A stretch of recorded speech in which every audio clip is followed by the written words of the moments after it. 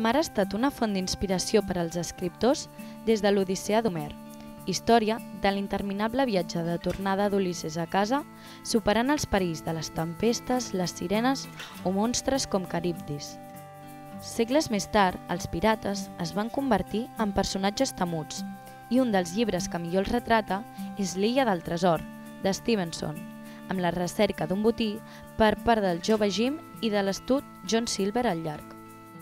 Més fosc és el protagonista de 20.000 llegües de viatge submarí, el capità Nemo, comandant d'un submarí que es dedica a la ciència i a revenjar-se de la humanitat. També és tot un personatge el capità Ahab, obsessionat a caçar la balena Moby Dick, en una de les millors novel·les de sempre. Si us falta inspiració per fer una redacció per a l'escola, no ho dubteu, seieu davant el mar i a veure què s'us acut.